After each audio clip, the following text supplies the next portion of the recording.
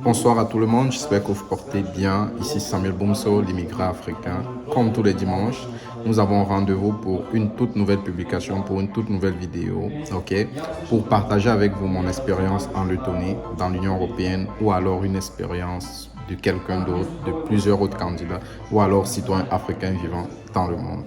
Alors, au cours de celle-ci, j'aurai à répondre à un certain nombre de questions. J'espère que cette publication ou alors ce partage de connaissances totalement gratuites vous parlera et vous amènera à mener ces différentes actions pour nous faire connaître à un maximum de personnes, c'est-à-dire à liker la publication, à laisser un commentaire si vous avez une incompréhension ou alors si vous avez des questions bien spécifiques, à partager ou tout simplement à liker notre page si ça n'a pas encore été fait. Parce que le but ici, c'est de vous renseigner, c'est de vous informer et de vous garder à l'écoute et surtout avancer ensemble. Ok les amis, donc allons-y. Donc, avant de continuer, j'aimerais m'arrêter ici et parler de mon indignation, ok? Je vous ai fait quoi? Qu'est-ce que je vous ai fait? Pourquoi je le dis ou pourquoi je m'exclame? Vous savez, en commençant ce projet, j'avais précisé que je suis disponible, ou alors nous sommes disponibles 24 heures sur 24. Nous ne fermons pas la boutique. Ça, c'est moi qui ai cherché.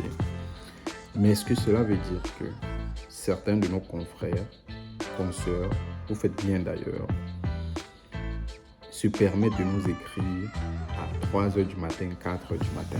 Dites-moi un peu. Donc, je comprends que nous tous, nous avons le défi de voyager. Ok, vous êtes tombé sur le charme d'une vidéo et vous le dites merci pour le contenu. Tu parles bien, tu es vrai. Merci. Mais, les amis, attendez un peu. Comment ça, à partir de 6 heures du matin? Qu'est-ce qu'il y a? Je comprends pas. Des fois, je suis fâché, mais quand je lis certains messages, je suis tellement content. Et ça prouve que ce que nous avons décidé de faire, d'accord, est en train de tout simplement aider plus d'une personne. Et c'est ça le plus important. Raison pour laquelle j'aimerais ici attirer l'attention à toutes ces personnes qui nous contactent. Continuez à le faire, mais de grâce, faites-le aux heures quand même clémentes. Et il est préférable, au lieu de faire 15 messages consécutifs, de faire un ou deux messages groupés où vous allez nous présenter votre profil et poser vos questions, bien évidemment, par la suite. Ça, c'était pour ça. La première question que je m'en vais ici répondre, elle est celle-ci. Samuel, pourquoi le choix de la Lettonie? Pourquoi toi tu vis en Lettonie, pas au Canada, pas aux États-Unis, pas en France ou alors au Luxembourg, whatever? Je m'en vais tout de suite pour répondre à cette question parce qu'il y a beaucoup de non-dits, il y a beaucoup de rêveurs qui n'ont pas encore compris la vie en quelque sorte.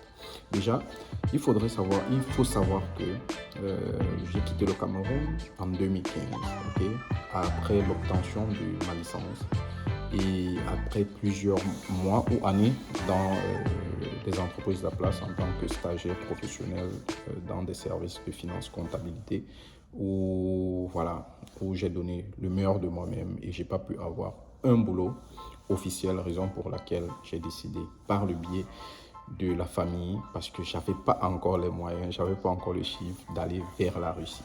Et la Russie s'est présentée en ce moment-là comme la possibilité, d'abord assez voilà, moyenne en termes de coût et facile d'obtention de visa. Parce que faire la demande pour les études en France, au Canada, en Belgique, ça prend plus de temps et moi je voulais tout de suite partir. Raison pour laquelle nous avons opté pour la Russie. Et là-bas, j'ai vécu 5 années, voire 6 ans. Puis, j'ai obtenu mon master. N'allez plus me demander de vous ressasser mon passé parce que je vais vous dire que oui, j'ai fait d'abord des années de langue. Ensuite, j'ai fait un premier master, puis je me suis inscrit à un autre. Donc, c'est trop long, ok? C'est pas important. Maintenant, au terme de cela, nous étions en plein Covid et il y avait deux options. Trois même. La première, c'était de rester en Russie, m'intégrer parce que oui, j'avais un boulot, j'ai la facilité de parler le russe et je m'en sortais pas mal parce que je prenais déjà, je pouvais déjà me prendre en charge et je pouvais épargner un tout petit peu. Donc, il y avait cette possibilité. La deuxième, c'était de rentrer, m'installer au Cameroun, soit de créer une boîte, de créer une association ou alors de travailler pour le compte d'un patron. Ok, je l'ai écarté. Et la troisième, c'était de quitter la Russie pour rejoindre soit les États-Unis, Belgique, la France ou autre pays. Et pendant cette recherche-là, j'ai choisi la troisième option, plutôt me déplacer vers un pays de l'Union européenne. Donc, j'avais testé le Luxembourg, la France, la Belgique, la Suisse même, l'Allemagne. J'avais fait beaucoup de recherches dans plusieurs pays. J'ai contacté beaucoup de youtubeurs africains. Et ces derniers, malheureusement, ne sont pas du tout gentils. Parce que je me suis retrouvé dans des endroits où je contactais quelqu'un, il te répond, il te donne des réponses aujourd'hui, il vient te répondre dans une semaine. Ils ne sont pas accessibles. Bon, je me dis, peut-être c'est le nombre d'employés ou alors le nombre de demandes, mais peut-être ils sont surbookés. Je ne sais pas s'ils le font exprès, mais ils ne se rendent pas compte du besoin pressant de certaines informations parce que une seule information, une seule réponse peut, voilà, déclencher le processus de quelqu'un, changer le cours de vie de quelqu'un. Raison pour laquelle je suis assez proactif même. J'essaye de me mettre à la place du candidat, à lui trouver même des réponses aux questions qu'il ne se pose pas. Parce que voilà, j'ai traversé toute cette période-là. Donc c'est comme ça qu'un ami me parle de la Lettonie et tout de suite, je ne sais pas ce que c'est la Lettonie, c'est la première fois que j'entends parler. Mais du coup, je suis accrocheur, d'accord? Parce que je me dis, tu n'as plus quelque chose à faire en Russie. Vas-y. Comme un lion, j'ai dit, je m'en vais, je vais m'imposer et je vais réussir. Et Dieu merci, je n'ai pas encore réussi. Ne bloquez pas le chiffre, ne bloquez pas mon chiffre, je n'ai pas encore réussi. Je suis en train de créer ma voie. Et le plus important, c'est ceci, d'accord? C'est ce partage d'expérience. C'est le fait d'avoir ouvert cette chaîne, de vous parler ici, à main sur le cœur, et c'est ça le plus important, de servir. Okay? Donc, la raison principale pour laquelle je suis venu en Lettonie, c'était un fait du hasard. Mais, hasard qui m'a permis de voir que la Lettonie est un pays où on parle le russe, l'anglais et le letton. Et je suis confortable sur les deux premières langues. Donc, et voilà, leur mode de vie ici, c'est un peu comme la Russie. Donc, je me sens intégré assez facilement. Donc, c'était pour ça. Maintenant, la deuxième question, c'est pour ces candidats qui viennent m'écrire et me disent, Samuel, est-ce que les études en Russie, en Lettonie, est-ce qu'il faut un test d'anglais? Non. Ou oui. OK. Vous avez la possibilité de postuler dans des universités avec un test d'anglais international. Ça veut dire, si vous avez un TOEFL, si vous avez l'IELTS, c'est très bien, ok? Parce que cela va montrer votre aptitude ou alors votre plein potentiel à maîtriser cette langue vivante qui est l'anglais. Parce que c'est la langue d'étude et c'est une langue nationale en Lettonie. Maintenant, où j'interviens, où nos services interviennent, c'est de donner la possibilité à ces candidats qui, peut-être par manque de temps ou de moyens, n'ont pas encore eu leur TOEFL ou alors un examen de texte international, mais veulent s'inscrire dans une université en Lettonie, mais parlent anglais de façon courante, pas très bonne, mais de façon moyenne. Ok, nous vous donnons cette possibilité. Sauf que il faut préciser que au cours de ce processus-là, vous avez 3 étapes. La première, c'est de passer un premier test avec des prérequis. On pose quelques petites questions.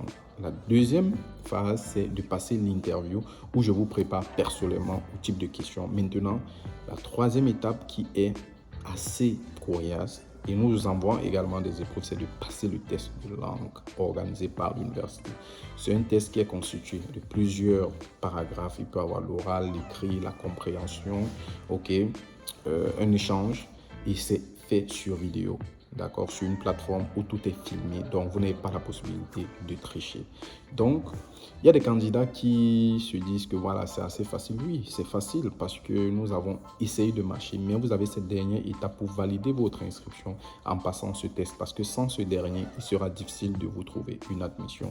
Et quand je dis les études, c'est en anglais. D'accord, il y a une orientation. Si vous voulez vraiment étudier, moi, j'accompagne les étudiants qui veulent vraiment étudier et qui sont sérieux. Parce que quand on a la tête dans quelque chose, quelles que soient voilà, des difficultés, on se donne les moyens pour y parvenir et réussir à les vaincre les difficultés. D'accord? On se donne les moyens pour réussir. C'est ça. Maintenant, la troisième question, pour ceux qui vont trouver cette vidéo assez longue, désolé, mais il faut prendre le temps de bien expliquer les choses pour que ça entre une fois pour toujours, parce que j'aime pas me répéter. Les amis, les Africains sont têtus et j'aime pas. Lol. Donc, c'est pour ceux qui me demandent, est-ce qu'il y a la possibilité de travailler, pour ceux qui exercent déjà en Afrique, est-ce qu'il y a la possibilité de trouver un emploi directement? Je vous dirai, oui, il y a la possibilité d'exercer, de trouver un emploi qui peut bien vous rémunérer, surtout si vous avez une expérience professionnelle et si vous pouvez exercer dans un monde anglophone, parce que les anglo-saxons sont des personnes assez compétentes, qualifiées et qui aiment des bosseurs. D'accord? Si vous bossez bien et que vous maîtrisez l'anglais dans votre domaine de compétences, vous avez un plus. Mais seulement, ce qu'il faut noter ici, c'est que pour avoir ce job-là, il faut déjà être sur le territoire. Et mes compétences, mes connaissances s'adressent uniquement aux étudiants. Donc, ça veut dire qu'en venant vers moi, rassure-toi que tu viens d'abord dans un premier temps pour un processus d'immigration en tant qu'étudiant. Arriver sur place, si tu le souhaites, je t'accompagnerai vers l'obtention d'un travail, ok? Parce que je vais t'orienter vers des sites ou alors vers des entreprises selon ton domaine de définition. Maintenant, à tous ces candidats qui sont dans le rêve fou, qui disent je vais aller au Canada, je vais aller aux États-Unis, je vais immigrer en France. Je ne sais pas si vous avez déjà essayé la procédure ou alors vous êtes en train d'essayer pour la première fois. Il faut d'abord avoir votre visa pour y aller. Et nous savons tous que ces pays sont assez sélectifs de par le nombre de candidats qui font leurs demandes chaque année, de par le nombre de candidats qui sont déjà sur place et tous ces pays sont en surchauffe. Raison pour laquelle la Lettonie présente cet avantage-là parce que si vous avez tous vos dossiers, vous avez tous les documents requis, il n'y a pas de chance qu'on ne vous offre pas votre visa. Ok? Pour cela, j'invite souvent des étudiants africains à switcher de pensée. Ça veut dire quoi? Ça veut dire, pourquoi ne pas être plus smart en se disant, ok, la destination peut-être finale, ce sont les États-Unis, c'est le Canada, mais cherchons un pays à milieu de chemin, d'accord? Une fois en Lettonie, maintenant vous pouvez faire une nouvelle demande 2 années après l'obtention de votre diplôme ou alors 3 années après l'obtention de votre licence ou le master, allez soit étudier dans tel ou tel autre pays. Ça va vous permettre de gagner en temps. Peut-être le coût financier sera un peu plus lourd que la destination première, mais réfléchissez comme ça et switchez vers ce côté-là. Et n'oubliez surtout pas que chaque voyage, chaque déplacement a un bien fondé. Et si vous êtes assez bien posé, droit dans vos bottes et dans votre tête, dans 5 ans, vous allez me dire merci. Parce que ce conseil ici, il m'a été donné par un proche parent il y a de cela près de 7 années, 8 années. Et aujourd'hui, je lui suis grandement reconnaissant. Ok les amis? À la question relative au logement, combien est-ce que nous pouvons prévoir chaque mois pour vivre paisiblement en Lettonie? À cette question, je dis, ça dépend de votre budget, ça dépend de vos moyens et les moyens de vos familles. Vous voyez, pour quelqu'un qui se débrouille comme moi, qui n'a rien, ok, qui vient d'arriver en Lettonie, qui vit dans des conditions assez modestes, je vais dire 300 à 400 euros, ça suffit largement, ok? Ça veut dire quoi? Ça veut dire tu payes une chambre, disons à 200, 250 euros. Le reste des 150 euros, tu as ton transport, tu as ta nutrition si tu prépares, tu as 1 ou 2 sorties. Il ne faut pas aller casser les bouteilles de champagne. Dit que Samuel avait dit qu'avec 300 euros, c'est possible. Non, ce n'est pas possible. Il faut vivre de façon modeste comme un étudiant dans le temps. Parce qu'aujourd'hui, nous nous sommes rendus compte que les étudiants vivent même plus bien que les travailleurs. c'est la mode. On va faire comment? Parce que chacun veut snapper, chacun veut poster les vidéos sur Instagram, sur Facebook pour montrer qu'il a réussi. Mais la question qui se pose, il faut vivre ou paraître? That's the question. Donc, ça c'était tout simplement pour rappeler à ces candidats que voilà, les inscriptions sont toujours ouvertes et ça ne ferme jamais. Comme j'ai dit, nous ne fermons jamais boutique.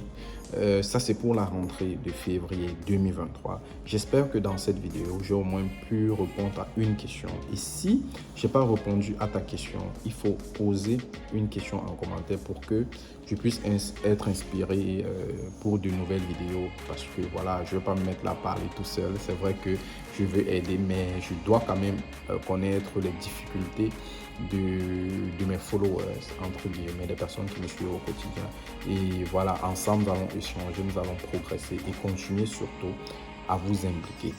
Pas seulement parce que vous voulez que je vous aide, mais à vous impliquer dans vos projets au quotidien. Parce que c'est vrai, nous voulons voyager, mais n'oublions pas qu'avant le voyage, il y a une vie. Et c'est cette vie qui déterminera l'homme que nous serons dans le futur. Ok les amis, donc vous portez bien. C'était Samuel Boumsole, l'immigrant africain.